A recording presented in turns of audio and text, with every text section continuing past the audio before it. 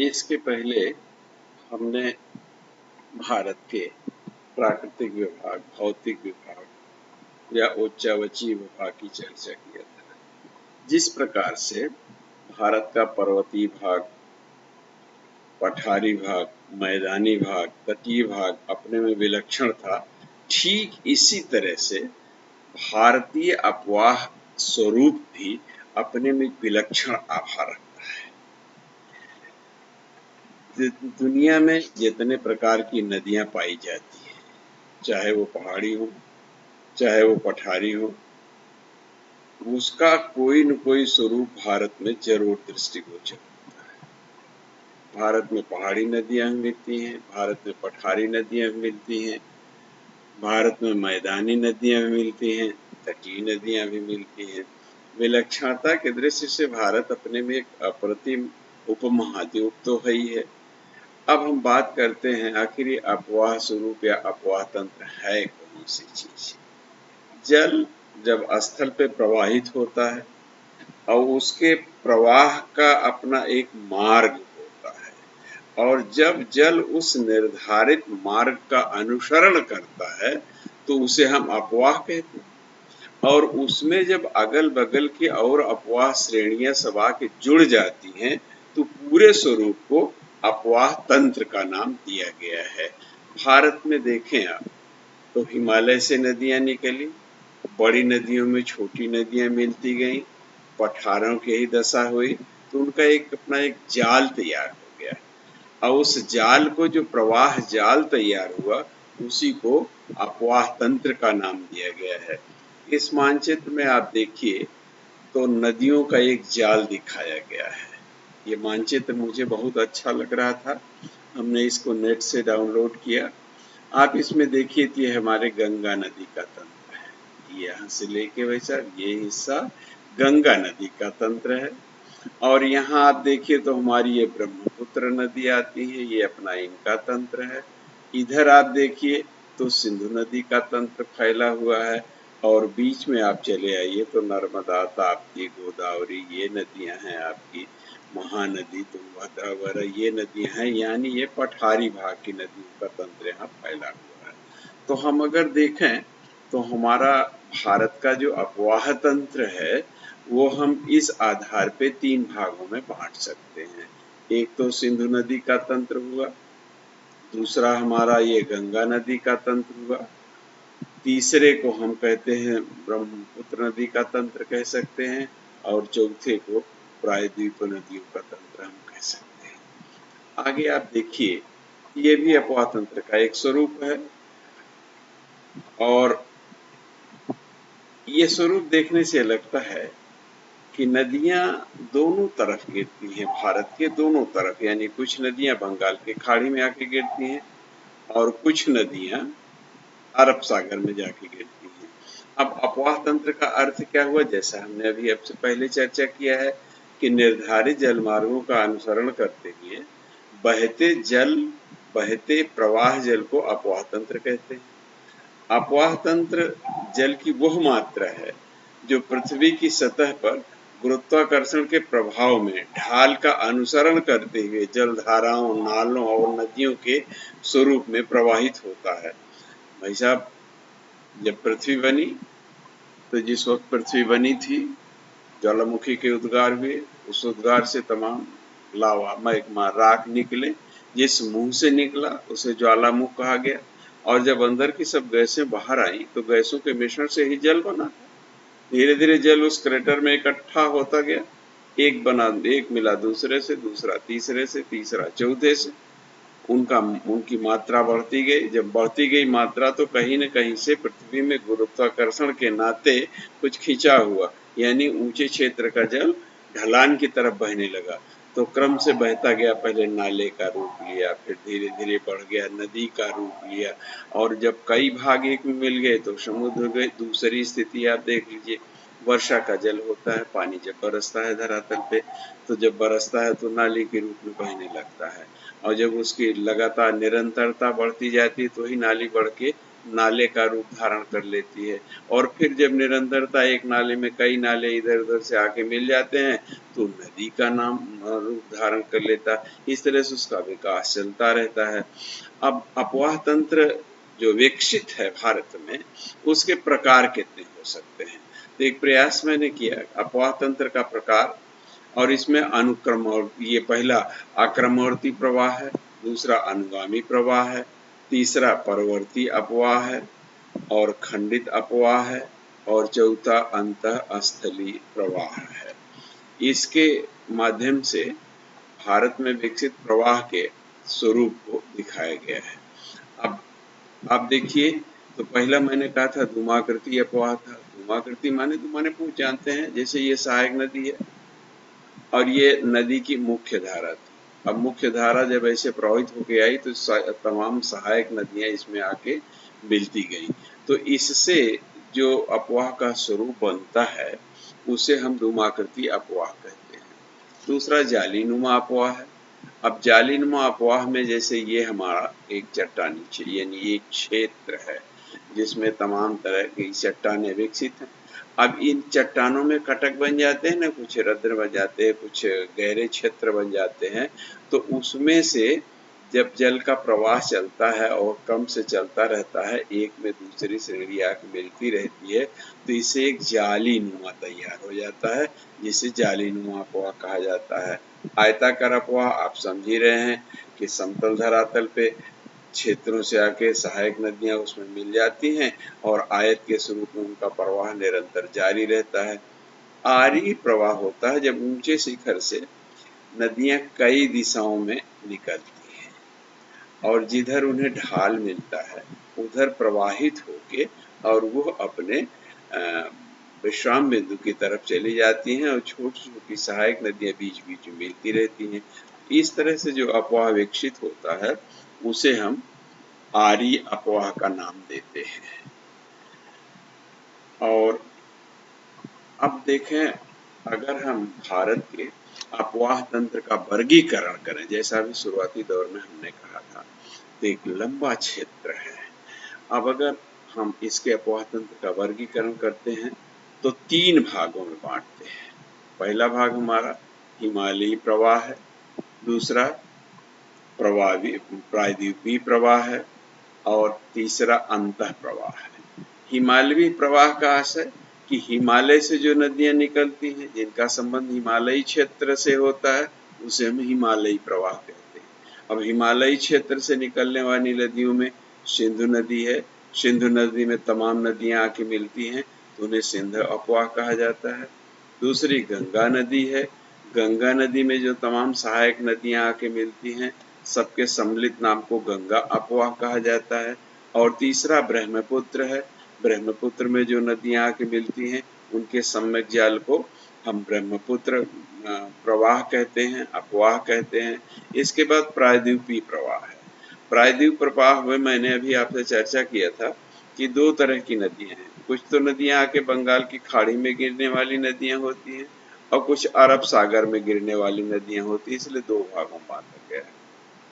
तीसरा भाग जो अंतः प्रवाह कहा गया, यानी जो अपवाह तंत्र है जल का, वो देश के अंदर भी है। देश के अंदर माने झीलों का प्रवाह होता है। तमाम नदियां देखिए, जो क्षेत्रीय नदियां हैं वो तमाम झीलों से निकलती हैं, तालाबों से निकलती हैं, इनको हम अंतः प्रवाह कहते हैं। और वो निकल के किसी झील में गिर जाती हैं, किसी मरुस्थल में कुछ दूर तक प्रवाहित हुई, फिर किसी मरुस्थल में समाप्त हो जाती हैं, उन्हें हम मरुस्थलीय या उन्हें हम अंतः प्रवाह कहते हैं। इसके बाद अब हम अपवाह तंत्र का वर्गीकरण अगर करते हैं तो 2 तरह का वर्गीकरण अपवाह तंत्र का किया गया। अभी आपने पहले देखा, एक तो हिमालयी अपवाह तंत्र और दूसरा प्रायद्वीपीय अपवाह तंत्र। अब हिमालयी अपवाह तंत्र में कौन कौन से भाग आए, अभी हमने आपसे चर्चा किया था। तो हिमालयी अपवाह तंत्र में ये हमारा हिमालयी अपवाह तंत्र है। इसमें सिंधु अपवाह तंत्र ऊपर चर्चा की जा चुकी है, ब्रह्मपुत्र अपवाह तंत्र और गंगा अपवाह तंत्र, 3 तरह के अपवाह तंत्र इसमें आते हैं। और ये सारी नदियां हिमालय से निकलती हैं, इसीलिए इन्हें हिमालयी अपवाह तंत्र कहा जाता है। ये नदियां लगभग वर्ष भर प्रवाहित होती हैं और इन नदियों का पानी जो है वो पूर्व से पश्चिम की ओर प्रवाहित होता है। अब आप देखिए प्रमुख अपवाह तंत्रों में सबसे पहला अपवाह तंत्र हमारा सिंधु का अपवाह तंत्र आता है। सिंधु का अपवाह तंत्र जो है, अब सिंधु नदी जो है वो मानसरोवर झील तिब्बत में है, इसका उद्गम स्थान वहां से है। यहाँ से हमारी सिंधु नदी निकलती है, ये मानसरोवर का क्षेत्र है, यहाँ से सिंधु नदी निकलती है। यद्यपि भाई साहब सिंधु नदी की पूरी लंबाई 2880 किलोमीटर है, लेकिन हमारे भारत में मात्र 709 किलोमीटर ही ये नदी प्रवाहित होती है और ये यहाँ से निकल के मानसरोवर से निकल के प्रवाहित होते होते और इस दिशा में प्रवाहित होते हुए इस रास्ते से ये आके अरब सागर में विलीन हो जाती हैं और इस प्रवाह के समय इसमें इसकी सहायक नदियां आके मिलती रहती हैं। जैसे इधर से देखिए जो सहायक नदी है, सतलज नदी आके मिली, रावी नदी आके मिली, चिनाब नदी आके मिली, झेलम नदी आके मिली, ये नदियां इसमें मिल जाती हैं और सब इसमें सम्मिलित होके और अंततः ये नदियां फिर अरब सागर में गिर जाती हैं। इस पूरे तंत्र को सिंधु अपवाह तंत्र कहा जाता है। इसमें जो सहायक नदियां हैं जैसे सतलज नदी है, ये सतलज नदी मानसरोवर झील के राक्साताल जगह से निकलती है और इसकी कुल लंबाई 1050 किलोमीटर है। चिनाब नदी में जाकर ये मिलती है जो फिर दोनों जाके सिंधु में मिल जाती हैं। रावी नदी ये हिमाचल प्रदेश के रोहतास दर्रे से निकलती है, कुल्लू की पहाड़ियों से। 720 किलोमीटर इसकी कुल लंबाई है और ये भी जाके चिनाब नदी में मिल जाती है। ब्यास नदी जो है हिमाचल प्रदेश के कांगड़ा जिले के रोहतास दर्रे से निकलती है। ये कुछ अनुपात में छोटी है, 465 किलोमीटर लंबाई है, सतलज में जाके मिल जाती है। इसमें दो बांध बने हैं, एक पोंग बांध है, एक हरिके बांध है। ये दोनों बांध अपने में अपना महत्व रखते हैं। झेलम नदी है, ये शेषनाग झील जो है जम्मू कश्मीर में वहां से निकलती है, 725 किलोमीटर इसकी लंबाई है। चिनाब नदी है, 800 किलोमीटर लंबाई चलती है, कुल्लू की पहाड़ियों से निकलती है और संगमासा सिंधु नदी की मुख्य धारा में जाके मिल जाती है।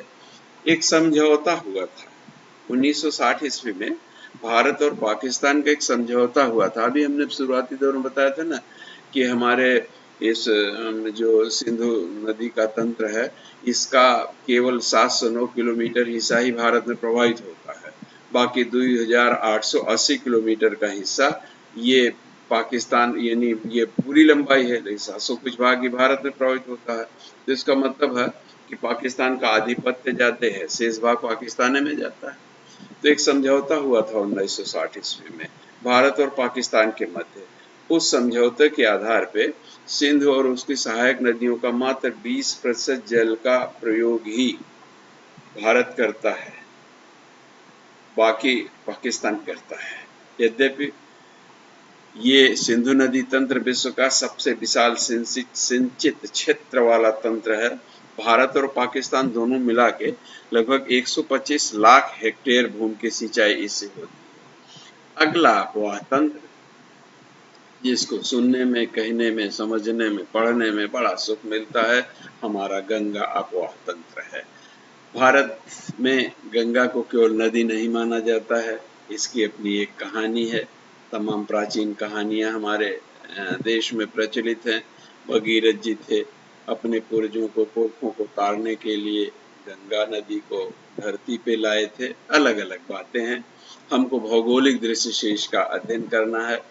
ये भारत की सबसे महत्वपूर्ण प्रवाह प्रणाली है और लगभग भारत के 1/4 हिस्से में ये नदी अब गंगा का अपवाह तंत्र फैला हुआ है। 40% आबादी भी लगभग इसकी गंगा नदी और इसकी सहायक नदियों की घाटियों में निवास करती है देश की। गंगा नदी का अपवाह तंत्र जो है वो अपने में बहुत विलक्षण है। गंगोत्री के हिमनद से निकलती हैं। इस चित्र के माध्यम से हम गंगा का अध्ययन आपसे करना चाह रहे हैं। ये है बद्रीनाथ और बद्रीनाथ के पास हमारा जो ये स्थान है जिसे हम अलकनंदा कहते हैं। ये स्थान है, यहाँ से अलकनंदा संतोपत हिमानी से निकलती है। अब ये निकलती है, इस नदी का नाम अलकनंदा रखा गया। जब इसमें दूसरी एक धौली गंगा नाम की नदी आके मिल जाती है तो इस क्षेत्र को विष्णु प्रयाग कहा जाता है। यानी अलकनंदा और धौली गंगा यहाँ मिलती है। फिर ये नदी आगे बढ़ती है। जब आगे बढ़ती है तो एक स्थान यह आता है जिसमें नंदाकिनी नदी आके, मंदाकिनी नहीं वैसा, नंदाकिनी नदी इसका नाम है, ये आके इसमें मिलती है और इस स्थान को नंद प्रयाग नाम दिया गया। फिर यहाँ से मिले, अब आप देखिए यहाँ से धौली गंगा मिली और नाम अलकनंदा ही है। इस स्थान को विष्णु प्रयाग कहा गया, इस स्थान को नंद प्रयाग कहा गया और जब यह आगे बढ़ती है तो इसमें पिंडार नदी आके मिलती है। इस नदी का नाम पिंडार नदी है। ये पिंडार नदी यहाँ आके मिलती है और इसका नाम कर्णप्रयाग रखा गया। इस स्थान का नाम कर्णप्रयाग रखा गया। इसके बाद केदार नदी से एक मंदाकिनी नदी निकलती है और ये मंदाकिनी नदी और इधर से आने वाले अलकनंदा नदी, ये दोनों जिस स्थान पे मिलती हैं, इस स्थान को रुद्रप्रयाग नाम दिया गया है। यानी यहाँ अलकनंदा और मंदाकिनी दोनों आके मिलती हैं, इसे रुद्रप्रयाग नाम दिया गया। और फिर दोनों यहाँ से मिलके और आगे बढ़ती हैं। जब दोनों यहाँ से आगे बढ़ती हैं तो ये आके और इस देवप्रयाग स्थान पे इधर भागीरथी से आके मिलती है। देवप्रयाग स्थान में अलकनंदा और भागीरथी मिलती है। आप यहाँ देखें भाई साहब, यहाँ 5 प्रयाग हैं, विष्णु प्रयाग, कर्णप्रयाग, रुद्रप्रयाग, देवप्रयाग और इन बीच में नंद प्रयाग है। अब विष्णु प्रयाग, नंद प्रयाग, कर्णप्रयाग, रुद्रप्रयाग, देवप्रयाग, इन चारों प्रयागों से होती हुई अलकनंदा यहाँ आके 5वें देवप्रयाग पे मिलती है। लेकिन आप देखिए तो इन सब में अलकनंदा मिलती है, चाहे वो भागीरथी से अलकनंदा मिली, मंदाकिनी से अलकनंदा मिली, पिंडार से अलकनंदा मिली, धौली गंगा से अलकनंदा मिली और अलकनंदा के मिलने के नाते ही इन स्थानों का नाम प्रयाग नाम दिया गया है। अब आप यहाँ देखिए, अब ये गंगा का स्थान, उद्गम स्थान गंगा नदी का है। ये हमारा गंगोत्री का ग्लेशियर है। इस गंगोत्री से गंगा नदी का उद्गम होता है। उस स्थान को गोमुख कहते हैं और गोमुख से जब वो जल प्रवाह निकलता है तो यद्यपि इसे गंगा नाम नहीं दिया जाता, यहाँ इसको भागीरथी नाम दिया जाता है और भागीरथी ऐसे आगे बढ़ती है।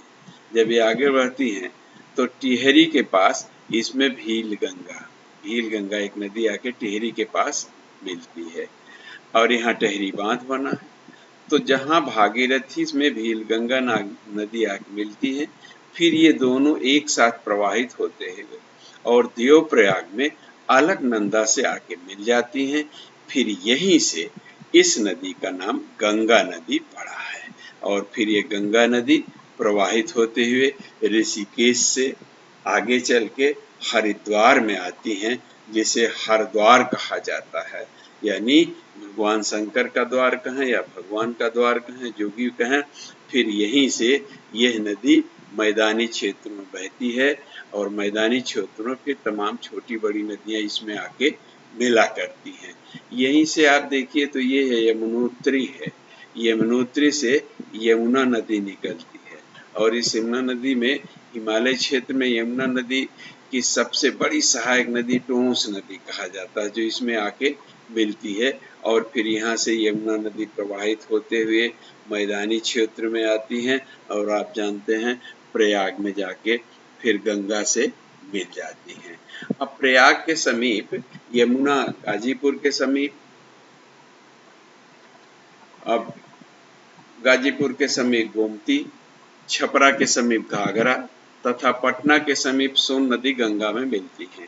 गंगा की सहायक नदियों में रामगंगा, घाघरा, गंडक, बूढ़ी गंडक, बागमती और कोशी नदियां बाएं किनारे पे मिलती हैं, जबकि यमुना, सोन और समोदर नदियां दाहिने किनारे पे मिलती हैं। इस तरह से गंगा नदी लगभग 8,38,220 वर्ग किलोमीटर की घाटी या द्रोणी का निर्माण करती है।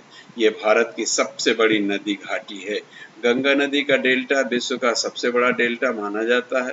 हुगली और मेघना नदियों के बीच गंगा का डेल्टा का क्षेत्रफल लगभग 51,306 वर्ग किलोमीटर है।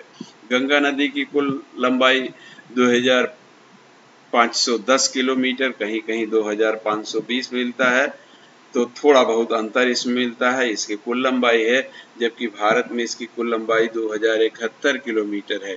गंगा नदी का जलग्रहण क्षेत्र जो है 9,51,600 वर्ग किलोमीटर के आसपास पाया जाता है। अब इसमें जो नदियां आके मिलती हैं, उन नदियों का विस्तृत विवरण किया गया है। यमुना है, चंबल है, सोन है और रामगंगा है, शारदा है, घाघरा है, गंडक है, कोशी है, दामोदर है, ये नदियां आके मिलती हैं। अब जो हमारा दूसरा प्रवाह है अपवाह तंत्र, इसे हम ब्रह्मपुत्र अपवाह तंत्र कहते हैं। अब ये ब्रह्मपुत्र का चित्र है भाई साहब। छोटा सा कोने में आप पहले देखें, कोने का हिस्सा ये देखिए, ये भारत का मानचित्र है और ये कोने में जो हिस्सा बना है, ये ब्रह्मपुत्र नदी के उद्गम से है।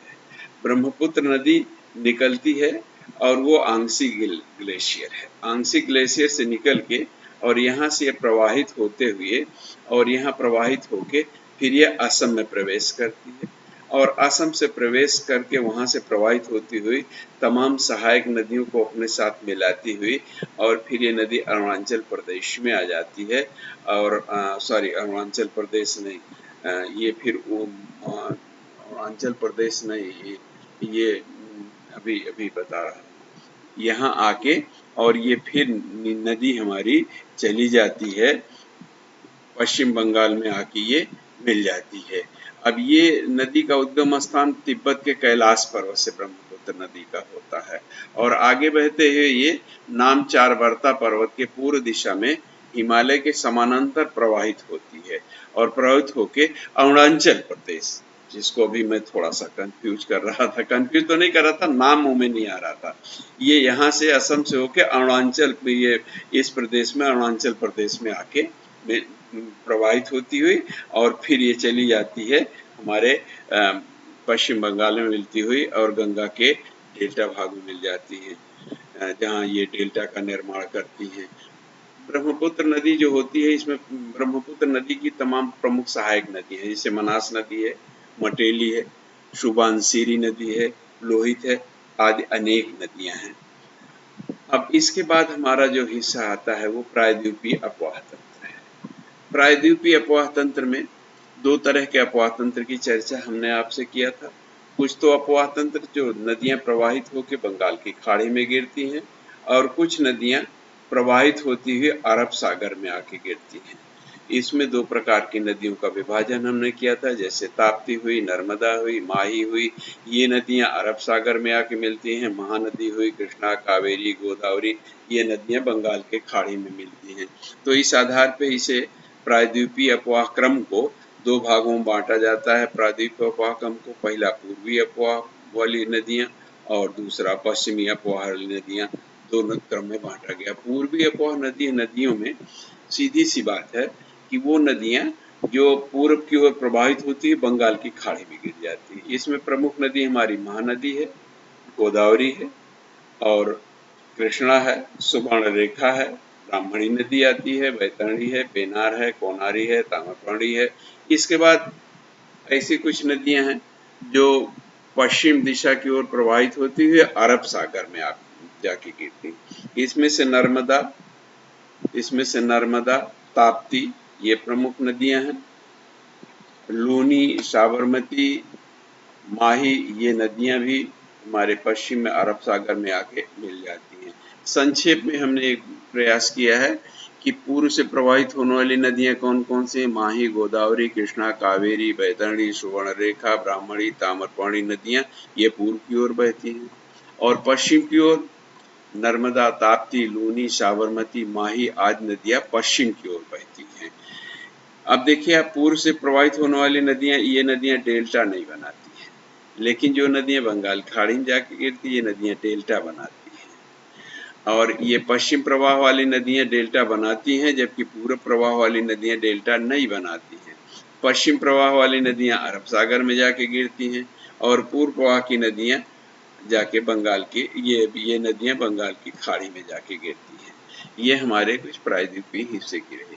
अब हिमालयी और प्रायद्वीपीय नदियों में कुछ अंतर है, मूलभूत अंतर है। अब देखिए, जैसे प्रायद्वीपीय नदियां हैं, प्रायद्वीपीय नदियों का पूर्ण विकसित अवस्था में है, अब इसमें कोई ज्यादा विकास नहीं हो रहा है।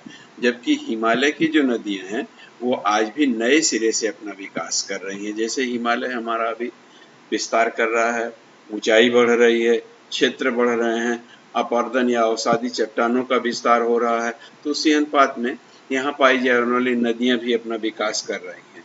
दूसरा बिंदु है, प्रायद्वीपीय नदियों में अपरदन की क्षमता लगभग समाप्त हो चुकी है, कटाव नहीं कर पा रही, जबकि हिमालय नदियों में अपरदन की क्षमता अभी काफी तीक्ष्ण है। तीसरी बात है कि जो हमारे प्रायद्वीपीय पठारों की नदियां हैं अभी अपना मार्ग वगैरह ज्यादा नहीं बदल पा रही हैं। जिस मार्ग से प्रवाहित हो रही थी उसी मार्ग से प्रवाहित होती है, जबकि हिमालय क्षेत्र की नदियां अब भी अपने मार्ग को परिवर्तित करने में पूरी तरह दक्ष हैं। चौथा बिंदु है, प्रायद्वीपीय पठारी नदियों की घाटियां प्राय चौड़ी उथली होती हैं क्योंकि यहाँ का ढाल बहुत कम होता है, जबकि हिमालय से निकलने वाली नदियां इनका प्रवाह मार्ग काफी सकरा होता है, घाटियां होती हैं, इसलिए हम कटाव भी करती हैं, घाटी को गहरी भी करती हैं। प्रायद्वीप भारत की नदियां अधिकांशतः मौसमी होती हैं। मौसम में पानी जब ज्यादा है, बरसात ऋतु में उसमें पानी ज्यादा हो गया, बरसात खत्म हो गई तो उसमें पानी की क्षमता कम हो जाती है।